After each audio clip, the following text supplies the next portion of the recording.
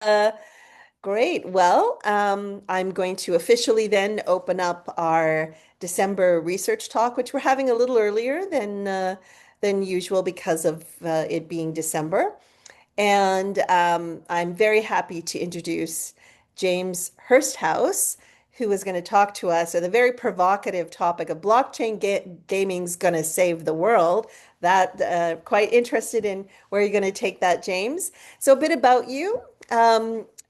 James is an entrepreneur, an executive with over 20 years of experience in global interactive digital media, beginning his career in early online gaming and MMORG. Am I pronouncing that? MMORG? It's MMORPG. It's one of those acronyms that, it's been around for a long time, but Okay. people say it It's multiple ways, right? You've got your MMO, MMORPG. Yeah. So okay. anyway, Okay. yeah, All right. I MMORPG. know RPG, but not MMO. Well, it's This is not, yeah, massively multiplayer online online game, gaming or role-playing yeah. game. Yeah, it's a very not one of the snappiest acronyms out there, right? So, Not really, but you yeah. can tell also that this is not my area of expertise, so I'm really going to learn a lot from your presentation for sure.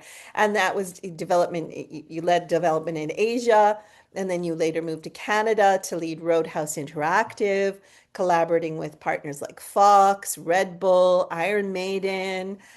You founded and advised multiple ventures in gaming, digital media, and Web3, and contributed to the influential Metaverse Roadmap of 2007. And now you lead Greenstone Initiatives, supporting organizations across gaming, blockchain, AI, and DePIN. So, amazing portfolio and amazing CV.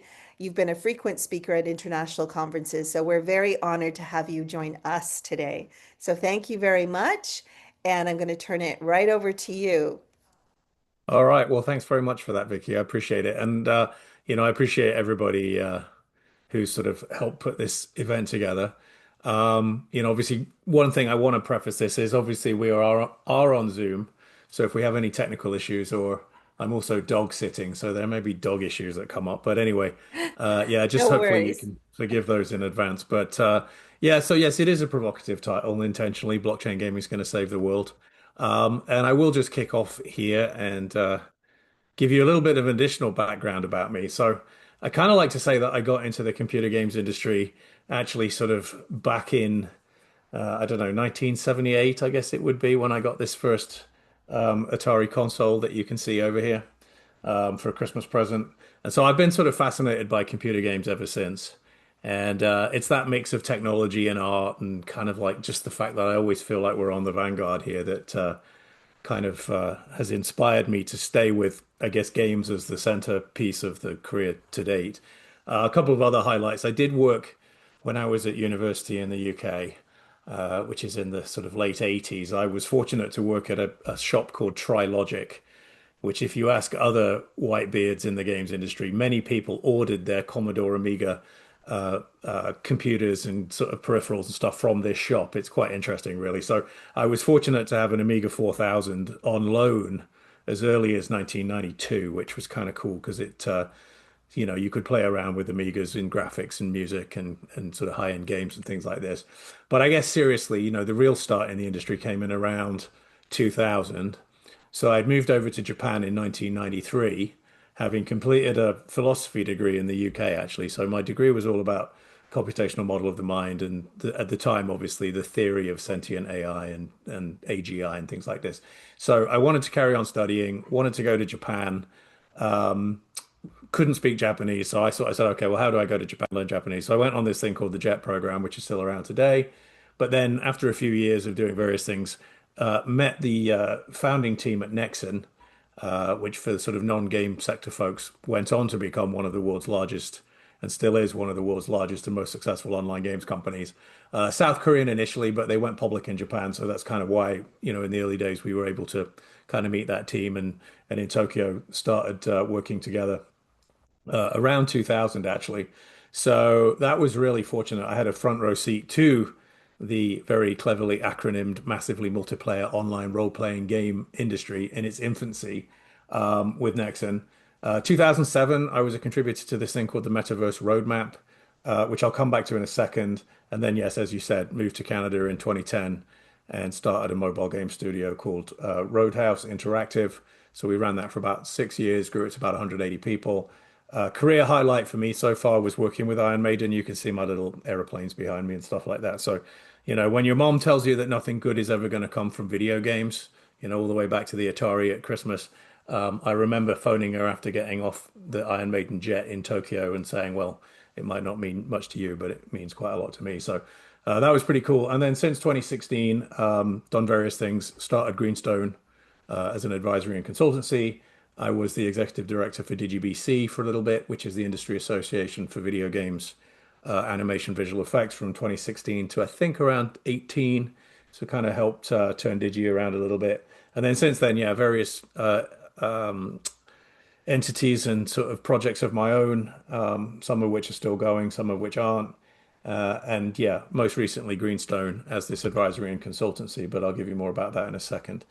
So yeah, I think a couple of interesting things as we sort of talk about blockchain gaming and we move into that. The early exposure, I think, to free to play. So it's arguable, but I would argue that the world's first successful free to play video game was actually Kart Rider from Nexon, which came out in about 2004. And so I think, quite a lot of the points around blockchain gaming at the moment is people that say, well, it kind of ruins the fun. Oh, but there's this sort of value trough of disappointment. And I remember the reaction to free to play in the early days, coming from that Asian perspective, particularly Western traditional game developers were very vitriolic in their sort of anti-free to play stance. So it was kind of interesting to have that front row seat to the what I call the Jurassic period of MMOs with Kingdom of the Winds, which was the next title that came out in sort of the mid 90s, and then this evolution into Kart Rider in 2004. So I already mentioned the Metaverse Roadmap here.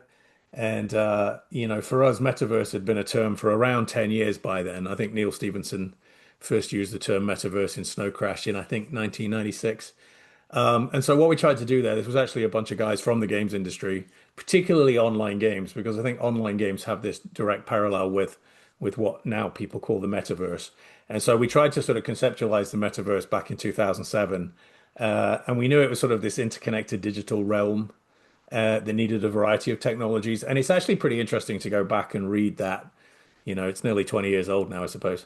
And recently on my blog, I couldn't wait 20 years. I wanted to go back and look at each of the pillars of the future and try and figure out where we're at with it today. And there were basically these things that we touched on. So virtual worlds, what we called mirror worlds, which was sort of more augmented reality thing. Life logging, which I think has sort of turned into, like TikTok and sort of digestible user-generated video content. 3D internet, not quite there yet, I don't think, really, with 3D internet, arguably. Wearable compute, Internet of Things. But then I think the ones that are going to come up in this today's conversation really are virtual currency and digital assets, ubiquitous compute, this sense of real digital identity. And then obviously, even though this presentation isn't about artificial intelligence, it's obviously kind of impossible to talk about too much in 2025 without touching on AI at some point in time. Okay, so a little bit about Greenstone before we get into the meat of today. Yeah, as I said, it's an advisory started in 2016, so obviously it's evolved over time as the industry has evolved. But we focus kind of on this intersection of entertainment, digital media, gaming, quite a lot of music recently, actually. And then over the last sort of 5 years, I guess, sort of seriously into Web3. What we do is business development as a service, fractional executive, and what we call independent sponsor, which is kind of like fundraising for companies without necessarily being a licensed broker dealer. So we sort of introduce people to each other rather than actually close deals there, but fair amount of fundraising for this stuff. Kind of key, I guess, common denominators of blockchain, AI, decentralized infrastructure at the moment, always with one foot still in gaming. And then we kind of developed this cohesive portfolio and a kind of thesis around where we think the future is going. So it's not always just, okay, who wants to pay us? Who will we work with? Obviously we have to pay the rent, but there is this thesis around these four pillars here, I think. So I see that the industry is moving from where we were to this much more direct creator to audience systems, right? So whether that's artist in music to fan, or whether it's developer to gamer, or whatever it is, there's a trend towards these direct systems. AI supercharged but human centric. So obviously we want to embrace AI, but we also want to keep the human at the center. New forms of ownership and investment, and you can see maybe if from a blockchain perspective where we might be going with this talk here. And really for us, this is this transition from fan to super fan to what we're calling owner champion in a couple of scenarios where, fans can be fans, but then certain fans become kind of super fans. They get exceptionally engaged in things. And then the next logical step from that is to turn them into owner champions. So finally, let's get off with the meat of today. Kicking off with a bold statement, like you said there, Vicky. Yes, blockchain gaming is going to save the world. So I'm not going to try and give too much away on this first slide, but I guess there are kind of three key words here, right? So one, obviously blockchain, two, gaming, and three, world. I think for today we're going to just assume that we all have a common understanding of what the world means, although maybe that's a bit debatable. So really, it's a question of sort of unpacking this and focusing in on gaming or games on the one side and blockchain on the other, and how do they fit together. Now, for a kind of dyed-in-the-wool games industry veteran, we typically have a negative reaction to the word gaming, although it means something different. So games is video games, mobile games, things that you play for fun. Gaming has typically been real money gambling. So the Canadian Gaming Association but for today's purposes, it doesn't matter actually, because gaming, that distinction is really not that important. So first point, it's interesting. I'd love to be able to be in a real room and have a show of hands as to who was actually even alive in 1982. But this here on the left is what people would consider to be the world's first person shooter. I think it was on the Dragon 16, and it was called Phantom Slayer. And you can see the absolutely fabulous graphics there, right? Top down map.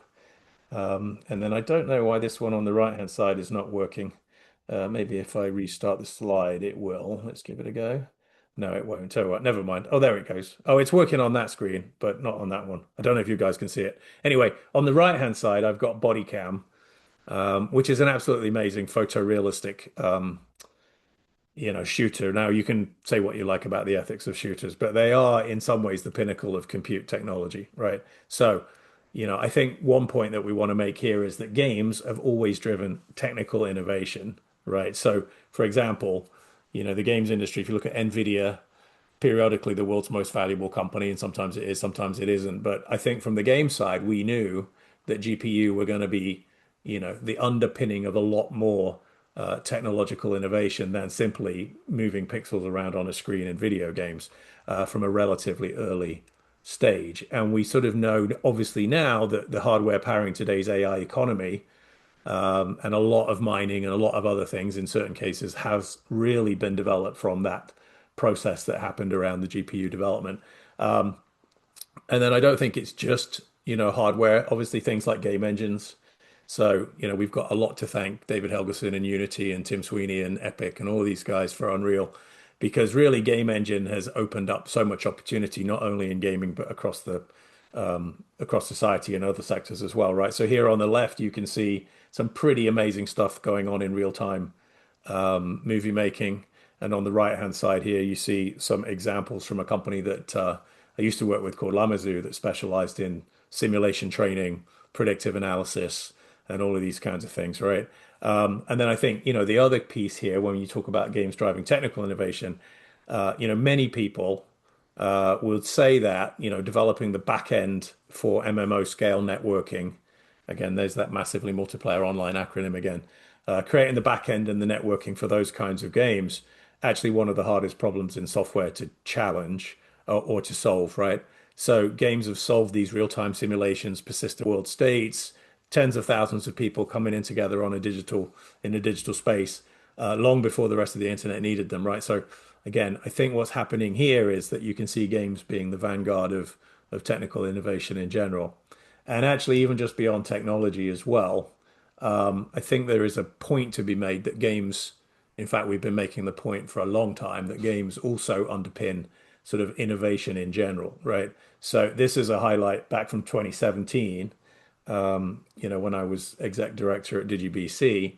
We spent a lot of time, as had the organization already for a number of years, talking to the government, both provincially and federally, about why it's really important to have a thriving gaming sector and ecosystem within the province. So yeah, even back in 2017, we were lobbying for an increase to the interactive digital media tax credit, not only because the games industry is valuable, creates a ton of jobs in and of its own right, but also because of transferable skills, ways of thinking of the game developer, games introducing digital behaviors years before they become mainstream, as we sort of just touched on.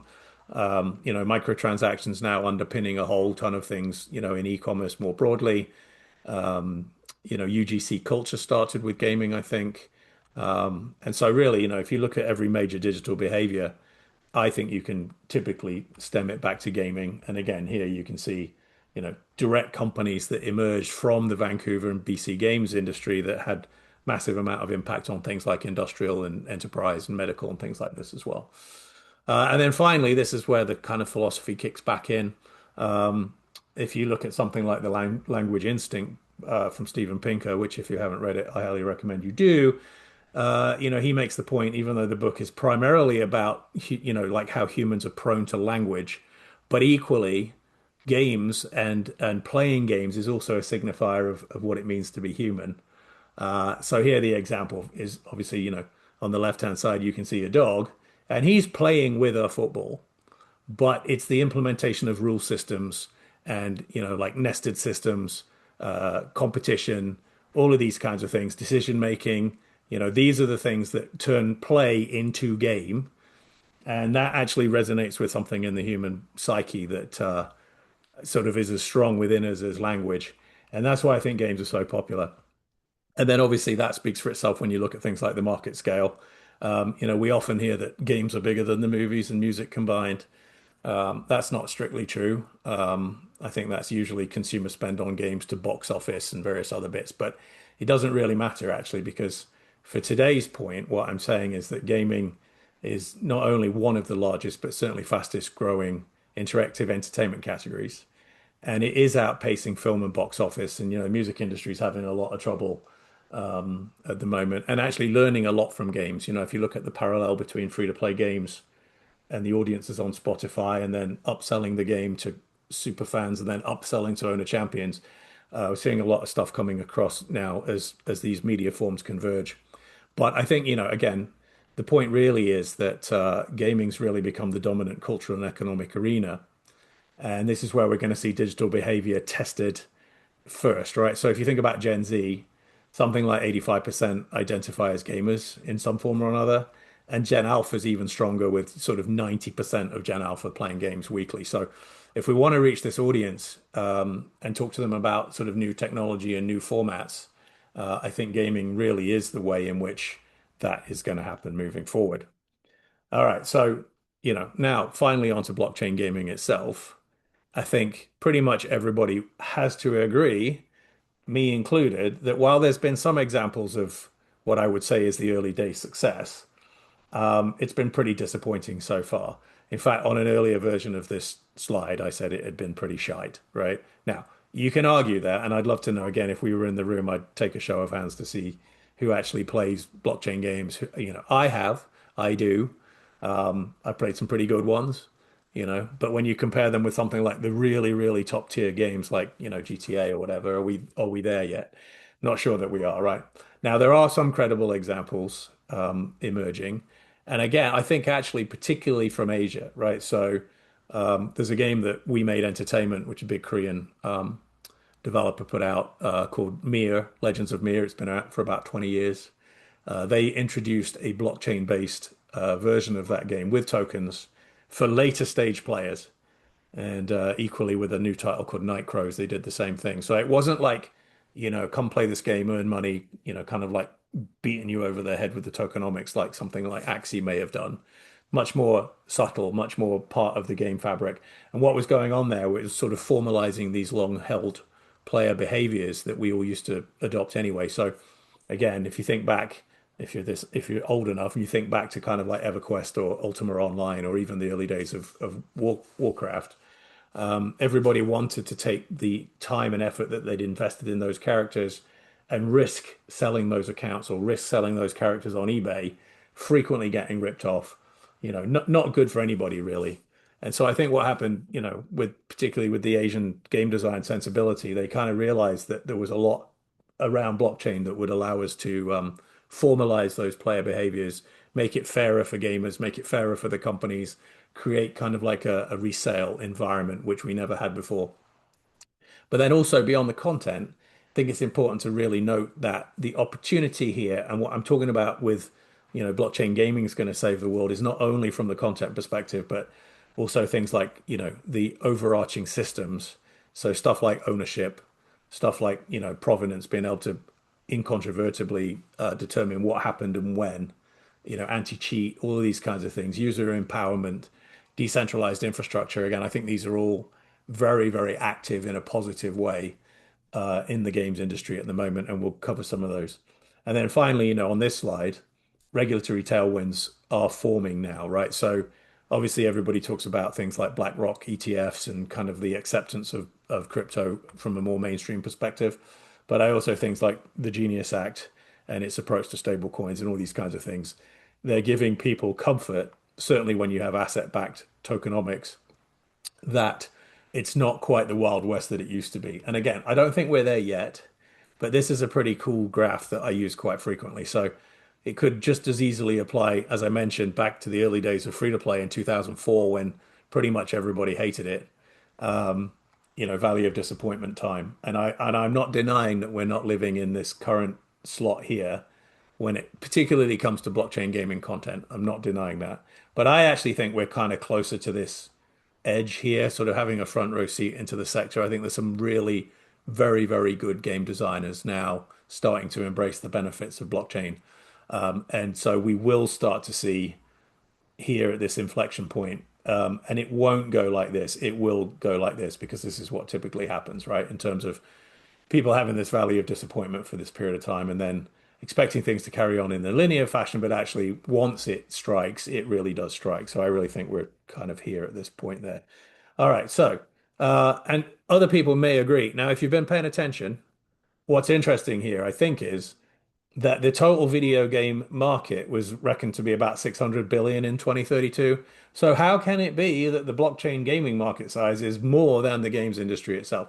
Well, either the research company doesn't have its shit together, or what I think's going on is that actually they're not only counting game content, but they are counting all of these other things like the surrounding systems that I've been talking about, right? So, asset provenance, payments, DePIN infrastructure, digital identity, tokenized economies, marketplaces, all of this stuff, right? So I think if you look at this graph from the perspective of an ecosystem, it kind of makes sense. But again, what's going on here, I think, is we're sort of emphasizing that there is opportunity right around the corner.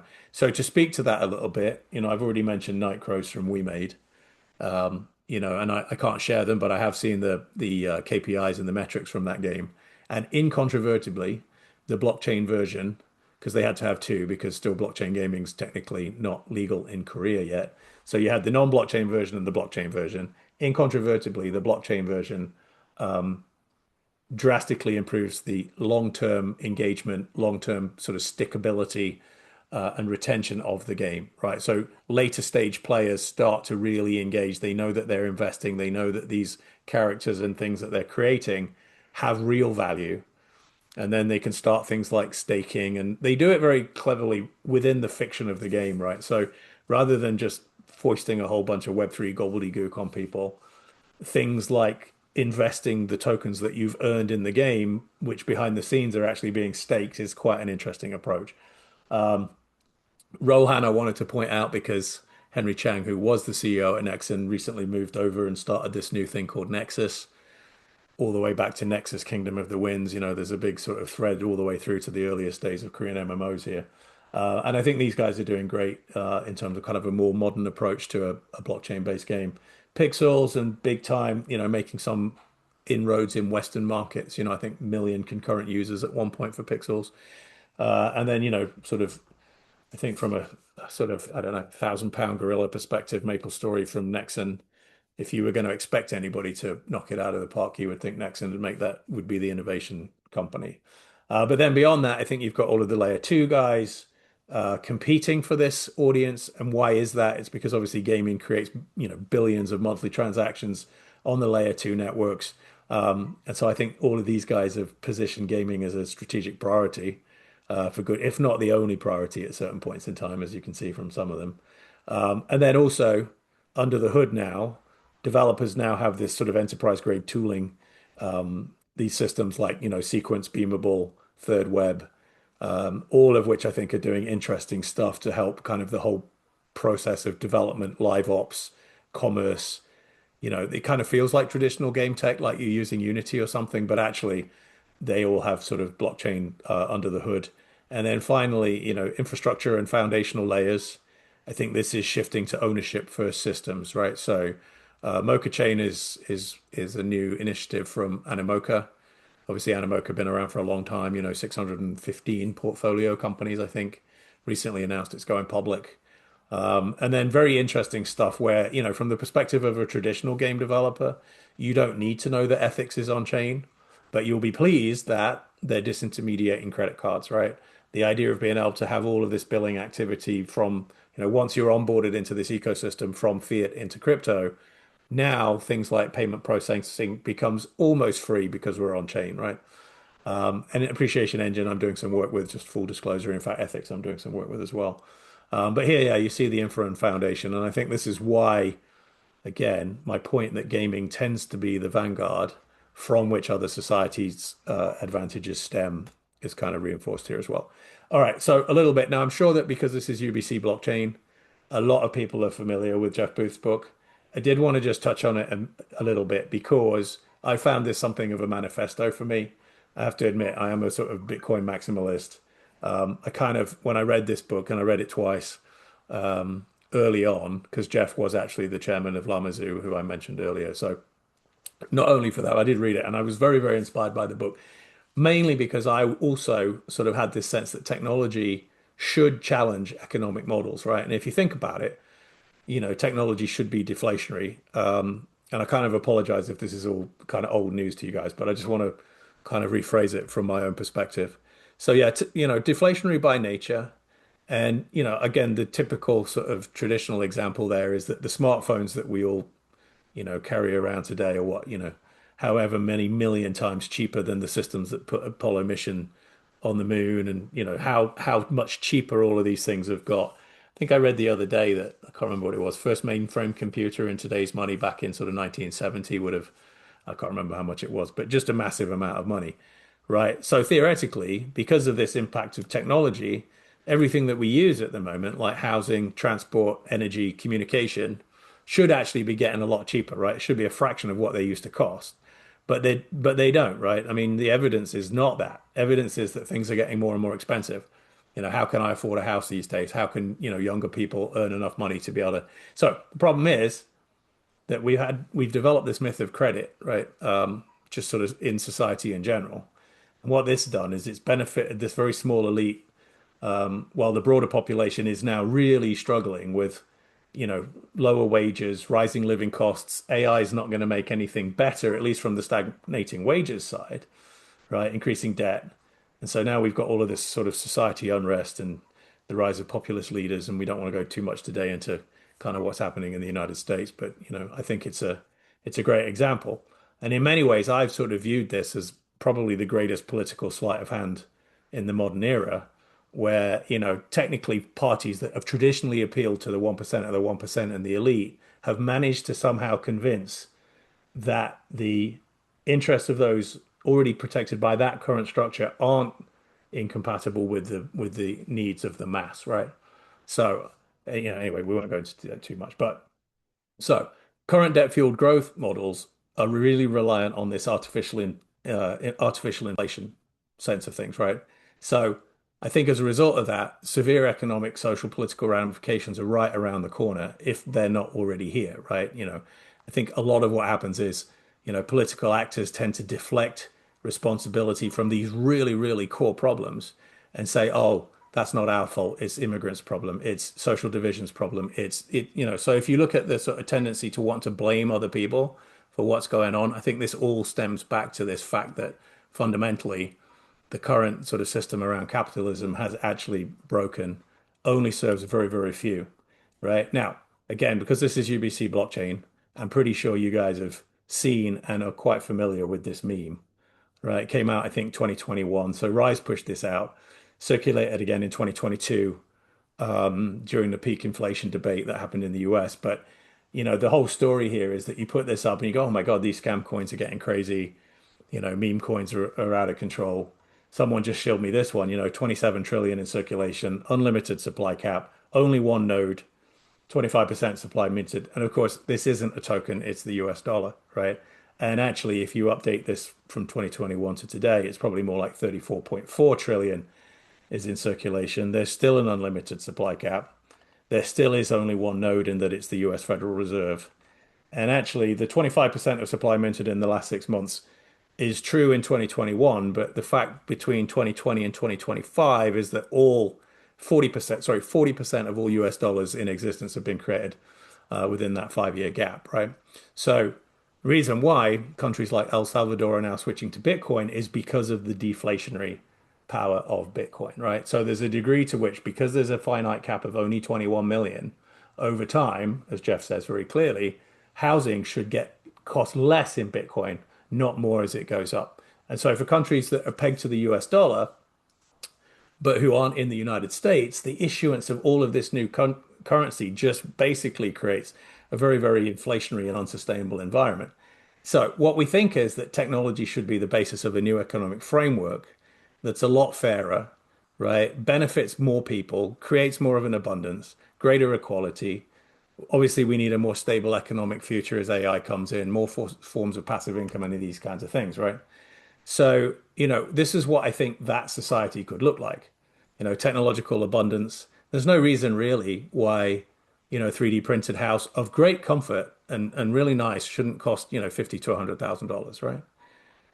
And then secondly, ownership and protection of digital assets, obviously very important, and then things like cutting out wasteful processes. So when we look at the blockchain, thinking about how to go back to that point I made about direct creator to fan, direct artist to fan, direct game company to gamer, direct anybody direct. If you think about most of the waste that's happened, or at least a lot of the waste that happens in society, it's because of people along the way who each need to take their cut for something that in the modern world should happen just between consumer and provider directly, right?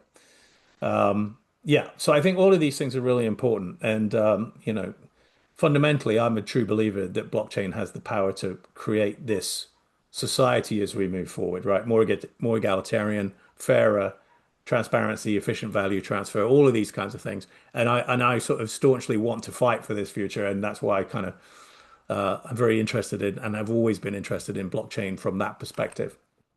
So, to go and kind of make the point, I think you could see this coming.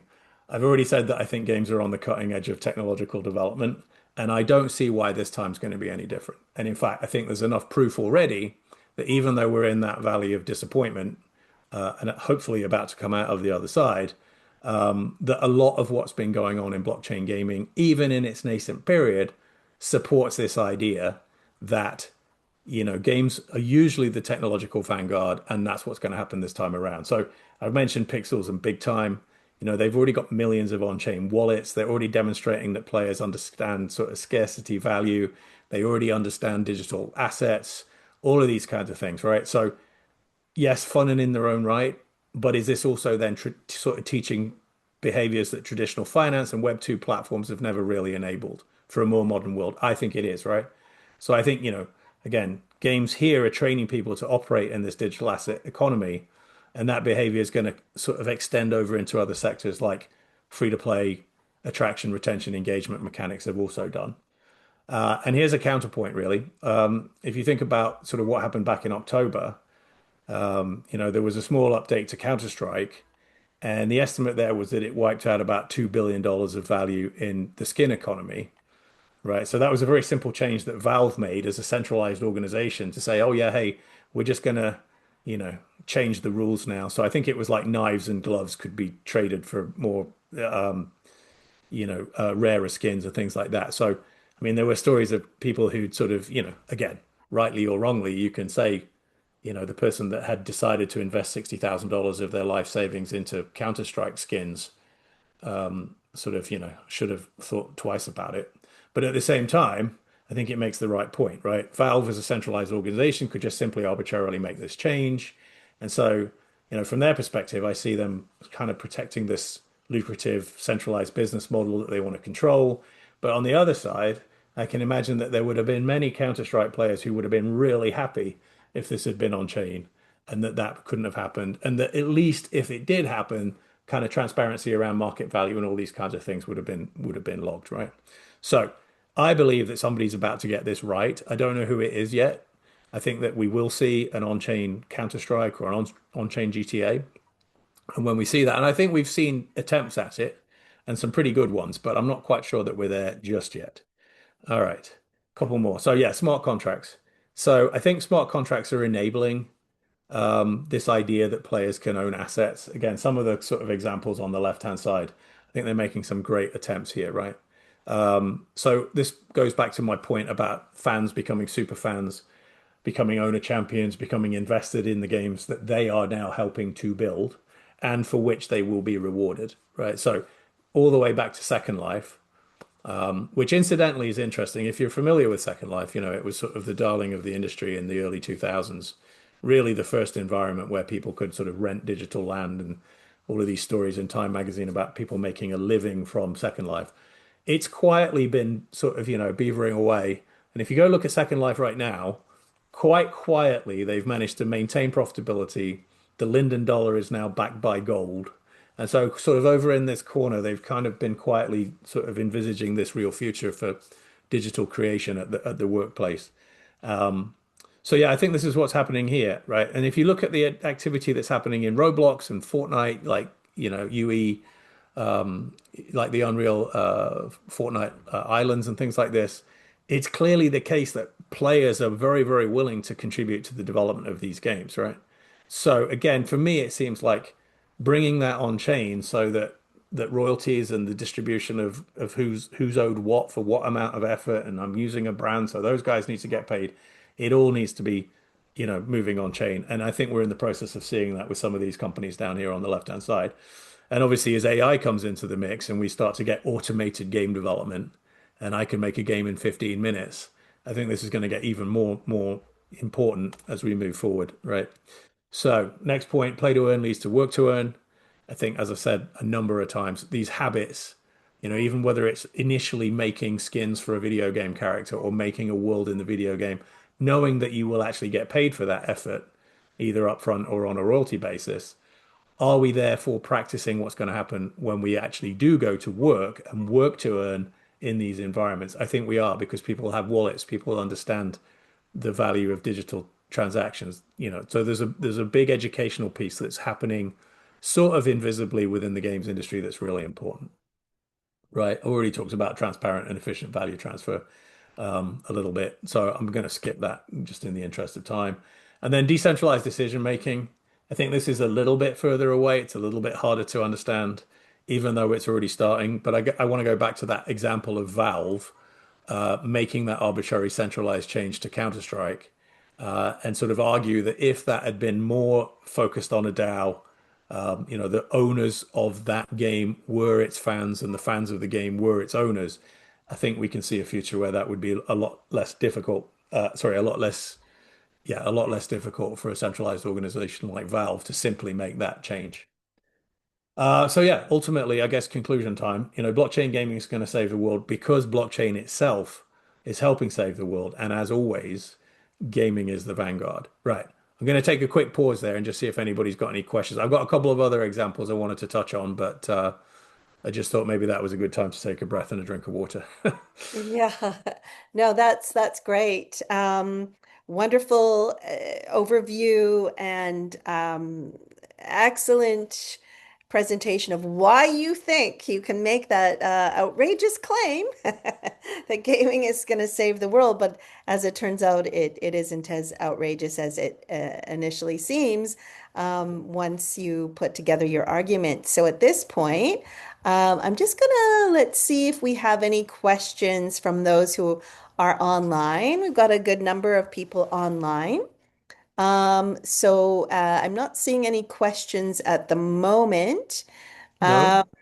So feel free to type your Yeah, I'll questions. keep going for another. I've got another sort of 5 minutes of content if you want to watch. I mean, it sort of goes Yeah, a so little bit you more keep peripheral, but yeah, you obviously keep this is going the while main people think argument, about right? their questions. I have a number of questions, Yeah. so no shortage of questions ever. So you keep going, and then Okay, we'll well, let me keep going for pause sort of again. 3 or 4 minutes, Yeah, and then yeah, we'll get to the end, and then maybe we just sounds have a bit of a sounds conversation. good. Because Excellent. Thank I'd love to know if people agree with me, right? I don't. I'm really. I haven't looked into what you guys do at UBC Blockchain enough, right? I mean, obviously, Yeah. I hope in a way that you have UBC Blockchain because you also believe blockchain, in my opinion, it's the most important technological advance of certainly my lifetime, I think, right? And it is just the Yeah. fact that games is the vanguard. Anyway, so let's keep Yeah. going for a little bit Let's more. let's Um, let's dig into that once. Let's so yeah, Okay. go Well, ahead and we can't we'll do dig in. shows of hands. I'm going to pretend that I'm in a room and I'm asking for a show of hands. Like, who knows Okay. what DePIN is? Again, I would have expected in this room to have had more hands than normal, right? Because DePIN isn't necessarily a kind of that common a term yet. I'll Yeah. assume you guys sort of know, but I'll also give you my Yeah. interpretation of it. So, Okay. yeah, Okay.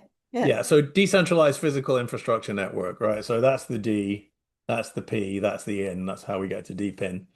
And what this is all about is decentralized and distributed systems. So whether or not that sort of company management, whether or not, whatever else you can think of that could be decentralized marketplaces,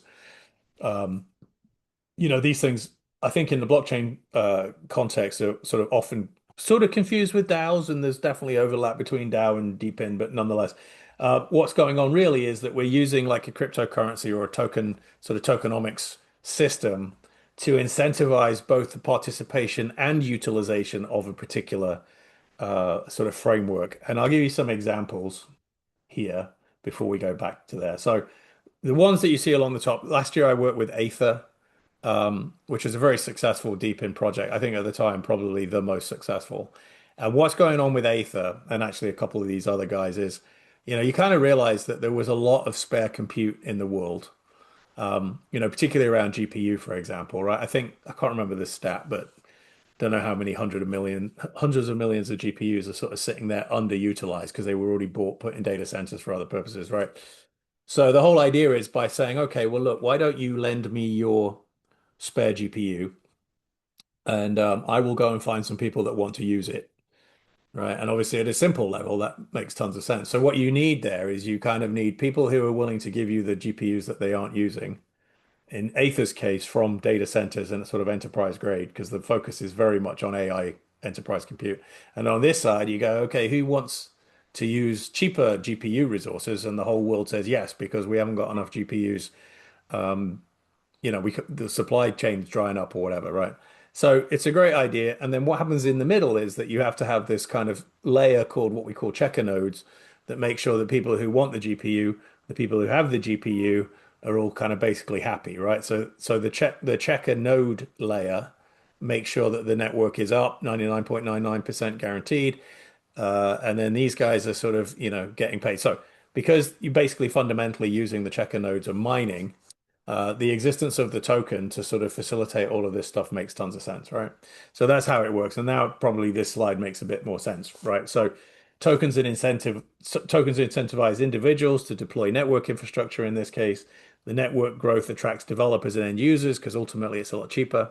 Because in a way, what you're saying is, oh, I'm a data center provider, but I never had to buy any data centers. I didn't have to invest in my own compute. I don't pay my energy, right? I'm just basically using the surplus and the waste that exists in the current system and figuring out how to monetize that properly, right? So end result of that is much more cost-effective infrastructure. So that's why people are interested in it. And then profits generated by the usage of that entices more service providers to get on the network. And then the tokenomics protocol enables this correspondence and it just goes round and round and round. And, theoretically, at least, if not in practice, the whole flywheel spins faster and faster and faster, and we create economic value from a DePIN environment. And you can see others like Filecoin's doing a similar thing with storage. Peak is now actually taking it to the next stage where it's kind of like DePIN as a service. So you can almost think of anything that you want to decentralize, and Peak would have sort of an impact on the ease with which you could do that. Dymo is kind of like a decentralized Uber. So obviously Uber used to say, well, people used to say, oh, Uber drastically disrupted taxis. We don't need the centralized organization. So in the same way that Uber is a taxi company that doesn't own any cars, and Airbnb is a hotel company that doesn't own any hotels. Those guys are still centralized, right? You still have that central control. You still have the controller of the software. You still have people setting pricing. Whereas I think, even those industries are ripe for disruption again as we move into this decentralized environment. Over is a good one that I really like. I mean, it's not massively successful, but what they're doing at Over is using a DePIN network to encourage millions of mobile phone owners to go out and scan the world in 8K. So if you think about the challenge of having, photogrammetry level scans of the entire planet, it's pretty impossible to conceive of doing that if you had a centralized single company. But with DePIN, and again, the provision of the token, if I happen to be in Dubai or happen to be somewhere and I look on the map and I see that this particular area has yet to be scanned, I can spend 20 minutes scanning it. I can get rewarded in tokens. I can contribute to this overall sort of move forward, right? And then, Hytopia is a sort of early example of this happening in collaborative game development, where if you want to go build games, you want to build environments, 3D worlds with other people, still very early, but I can see that the same thing is now starting to come in as we look at content, right? One quick sort of plug for one of the companies I'm working with, Yom, I think is taking this to even the next level. So it's decentralized GPU and edge compute network, again using a token, right? But what the difference here is, rather than using surplus compute from data centers, we're actually leveraging end user computers with spare GPU cycles, right? So the whole point here is to make it as simple as possible. You can buy a little device. It's kind of like the same size as an SSD. You plug it in, you scan the QR code, and then when you're not using your computer, assuming that you've got a reasonably powerful GPU, you will start to earn money, and not insignificant money. It's not like Brave where you get paid like 75 cents a month for, looking at adverts. I mean, I'm talking, $20, $30, maybe $50, $100 for higher end machines for having provided that computer into the network. So again, this goes back to my owner champion uh, piece where if I'm a gamer and I'm really into a particular game, and I want to be a super fan, but now I actually want to kind of feel like I'm either part of the development team or even the infrastructure. These kinds of things let you do that. And I think, this concept of ubiquitous compute, we touched on it in 2007 in the Metaverse Roadmap as being a really key piece. And so, if we push forward with this idea of building these monolithic data centers in the northern parts of Alberta, that's fine for certain things, but it's not fine when latency and sort of lag tolerance becomes key, right? So as we start to all put augmented reality eyewear on and we expect these kinds of experiences, this is obviously just a kind of like a concept video, I think. And we start to live in this integrated real and digital world, having compute that is within us or around us. People sort of say it's the fog, not the cloud, because the cloud has descended onto neighborhoods and therefore it's sort of become the fog. That becomes very important. And given all of the spare surplus compute in the world, why should we be, destroying the planet, building new ones? So this is a key one. Last thing I want to talk about a little bit is fair data. I know we're coming up on time. And this again, it's a little bit of a plug for a couple of things that I'm involved with, but I also want to make sure that you guys at UBC Blockchain are aware of this. I think some of you, I know Vicky, Jesse McKee and the guys at 221. But so what is fair data? I mean, this is because we've created this fair data hub, BC-based initiative seeking to establish Canada as a leader in fair data. What is fair data? Well, it's flat, findable, accessible, interoperable, and reusable. I think this is very important. And again, what this is all about is saying, okay, we've got this new era of the relationship between brand and audience. Has to be a lot fairer. I think people are getting really tired of feeling harvested, really tired of having their data scraped, on all of these systems. I think once you start to bring them on chain, they all become very, very viable. And again, I think sort of games is still normalizing these expectations as we've always found, right? So persistent identities across different platforms. There's a lot of portals that are already experimenting with it. And sort of one more quick plug for something that I'm doing. This company Appreciation Engine out of Vancouver Island has created a very, very robust, fully consent-driven, fully compliant. So 140 countries have all of these privacy legislation. Marketing teams feel really handcuffed because they're not sure that the user that they want to communicate with in Germany is compliant from a GDPR perspective. So there's two sides to this coin. One is to ensure compliance. But once you've made compliance invisible, it really starts to unlock all of these sort of new powerful things that we can be doing with a unified user profile. And where blockchain comes in here is, we've created this environment very similar in a way to how Yom incentivizes somebody to lend us their GPU. If you lend us your personal data and are happy to do that on an ongoing basis, then you should be rewarded for that, right? So this direct decentralized relationship between the brand who wants to kind of have this partnership with you as a consumer and you as a consumer who wants to have this partnership with the brand, you can now do that. And that's what's facilitated both by Appreciation Engine and its newly branded Fair Share platform as a service for small, medium businesses and folks that sort of, aren't in the same level as Sony Music and Universal, who are the kind of enterprise customers that we use. So finally, yeah, we all know this. I've said it a couple of times. Blockchain introduces capabilities that the world needs. Gaming's always normalized these new digital behaviors. So that's why I do think that blockchain gaming is going to save the world.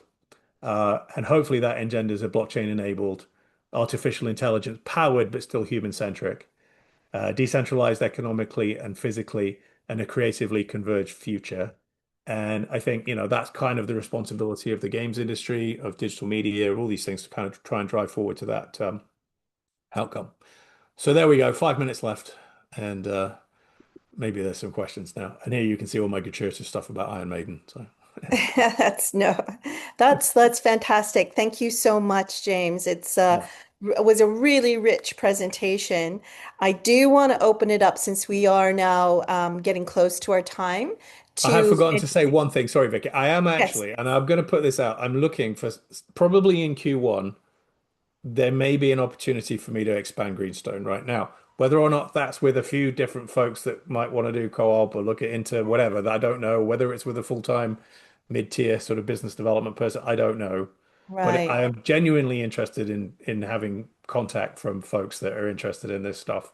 So I'm not putting up my contact details here just because everybody does it. I am Yeah. genuinely interested in Yeah. hearing from No, people no. who are interested in this deck, right? That's fantastic. That's really great to know. Yeah. And certainly, keep us posted so that we can make sure that, students who might be interested can connect with you for sure when you're ready. So yeah, for right now, I just want to see if anybody online has any questions for James that you would like to ask at this point.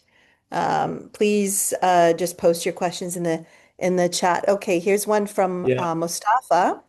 Thank you for a great presentation. How do you see security concerns like identity and intent of players and AI agents and their proposed solutions so far, like ZK proofs, for example, and the Mm. necessary hardware requirements becoming the bottlenecks for entering that exponential growth era? So, Yeah, I lot to think unpack there. I think that is a lot to unpack. I mean, I think it to start to address it. Certainly, decentralized physical infrastructure is part of the solution because it does two things. Number one, yes, thinking about how am I going to scale to this degree without utilizing sort of existing infrastructure and networks, I think it's very difficult to conceive of that. If we were going to build it all from scratch from now, I mean, obviously, Nvidia would end up being worth $20 trillion, which is probably the trajectory it's on anyway. But nonetheless, I do think that hardware will become a bottleneck, except that we're all surrounded by GPU and we're all surrounded by CPU, we're all surrounded by storage. And so I think that, the decentralized narrative has to be part of that solution. If you look at Yom as a sort of example, the pieces around security are also in many ways solved by basically divvying up everything. So not any single person has. It's ironic because obviously part of the promise of blockchain was this incontrovertible, ledger, right? But in the same way that that's distributed, certain components around the security and the fact that, for example, with a cloud game stream, nobody actually ever ends up with the game's code on their local machine. And therefore, actually, from a security perspective, just from that very narrow perspective, it becomes a lot more secure. And I think, I mean, I'm not really a technical person, but I do see that the integration, for example, between zero knowledge proof on the one hand and the personally identifiable information that we're dealing with Appreciation Engine, they do interact in a really interesting way, where certain certain actors within that ecosystem who don't actually need to know that person's name, gender, income level, like where are they sitting, whatever that PII is, they don't need to know that, right? So there can be this kind of interesting intersection between, on the one hand, people, being able to and feel more comfortable sharing that stuff for when it is valuable, and then having that zero knowledge proof connector so that over here, when the organization's like, actually, I prefer not to know, that can kind of come into play. Now, I think, obviously the big threat at the moment is what's going on with quantum. If you look at certain quantum folks, they're going to be like, oh yeah, we'll have hacked Bitcoin. We're going to have, basically solved the hash, within the next 2, 3 years, right? And I again, I don't know. I mean, I hear these things, and I also hear a lot of, really cutting deep edge tech where people are starting to do quantum security to try and already solve that problem. So, I mean, clearly some people think it's a real problem because they wouldn't be spending tons of time trying to fix it if it wasn't. So, I don't know. I think the jury's still out, and I'm probably not the right person to answer that question, but it is a really good one. I don't know if Mustafa has any thoughts on it, or if that's Um, sort of an area of speciality. I mean, I'd love to hear what you think. no, but yeah, thanks for that.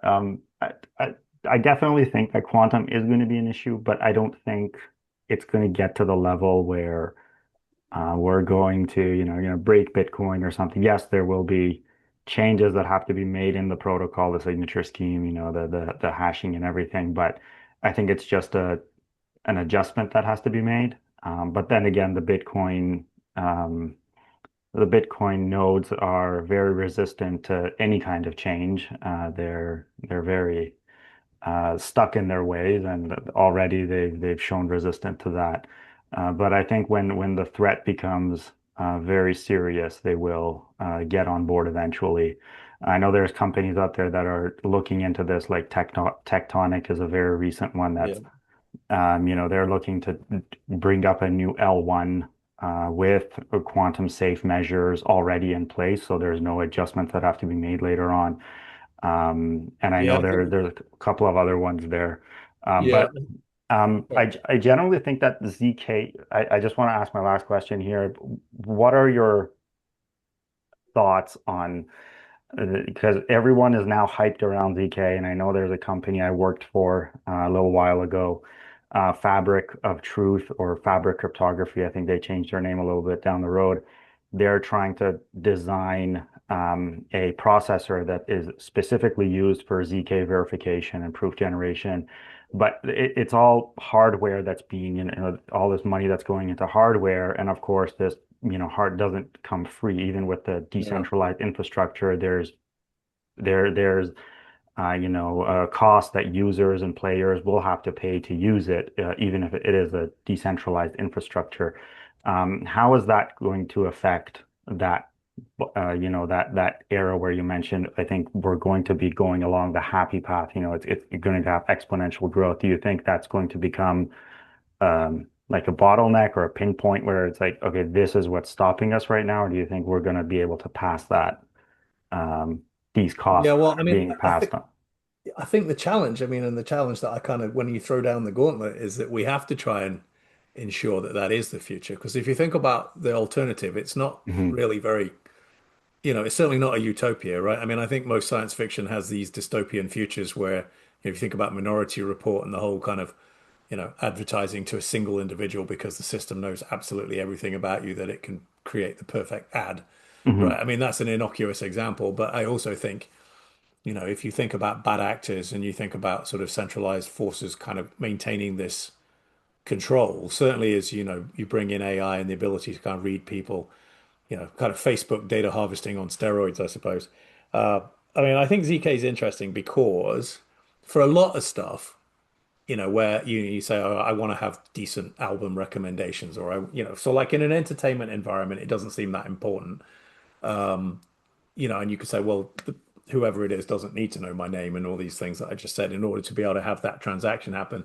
But I think, inevitably you're going to end up starting to have to look at digital identity, forms of digital identity, right? UK is introducing digital driver's license, things like digital health records.